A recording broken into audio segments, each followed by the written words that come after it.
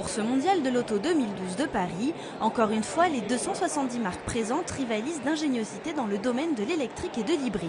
Tour d'horizon des constructeurs installés dans les Yvelines. On a une offre, la Peugeot et la Lyon, voiture toute électrique. Mais une voiture toute électrique, encore aujourd'hui, inévitablement présente de réelles contraintes d'autonomie.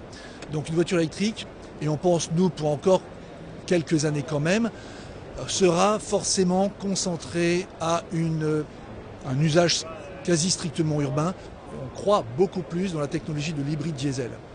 On va pouvoir proposer des voitures comme une 3008 hybride 4, qui fait 200 chevaux, qui propose 4 roues motrices et qui est homologuée à environ 4,5 litres de diesel au 100. La marque française porte aussi un intérêt tout particulier aux pays en voie de développement. Elle présente cette année une berline 301 réservée aux marchés asiatiques, russes et africains.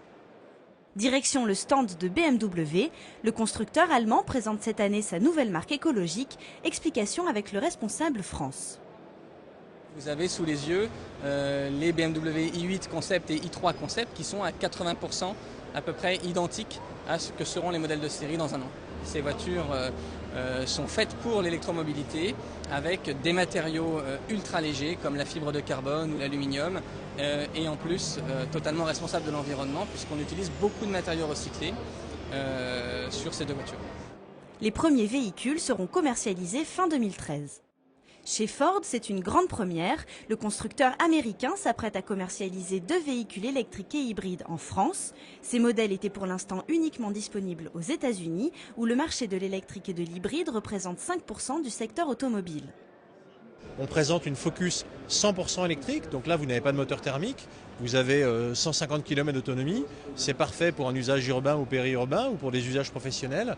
Et à côté on présente une Mondeo hybride qui elle va être parfaite pour voyager parce que vous aurez une hybridation, c'est-à-dire l'association d'un moteur électrique et d'un moteur thermique qui vous permet en ville de baisser considérablement les émissions et les consommations, mais malgré tout d'avoir beaucoup d'autonomie pour voyager quand vous voulez voyager loin et en famille. On pense que les moteurs thermiques ont encore des progrès à faire, et notamment chez nous, nous avons développé un moteur bicylindre qui s'appelle le Twin Air. Nous travaillons également sur des carburants alternatifs. Il faut savoir que Fiat est leader en Europe sur le GNV, le méthane. C'est un carburant encore plus propre que le GPL, et nous avons aussi une large gamme de véhicules GPL. La 500 électrique sera mise sur le marché américain l'année prochaine. L'Europe devra encore attendre. On termine avec Luménéo, une PME des Yvelines spécialisée dans le véhicule électrique. L'électrique, c'est l'énergie du futur pour la ville, pas pour les grandes distances. C'est évident, on a un problème de capacité de batterie, mais pour la ville, c'est vraiment l'énergie du futur parce que pas de pollution, pas de bruit, facilité pas de pompe à essence aussi dans la ville, il faut y penser, c'est quand même pas si facile que ça. Les progrès techniques auront lieu d'abord sur le poids du véhicule qui baisse tout le temps, et aussi sur l'autonomie grâce à de meilleures batteries.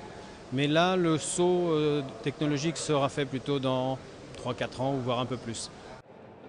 Sans oublier la Twizy de chez Renault, le véhicule électrique en autopartage, pour l'instant exclusivement sur le territoire saint-quentinois.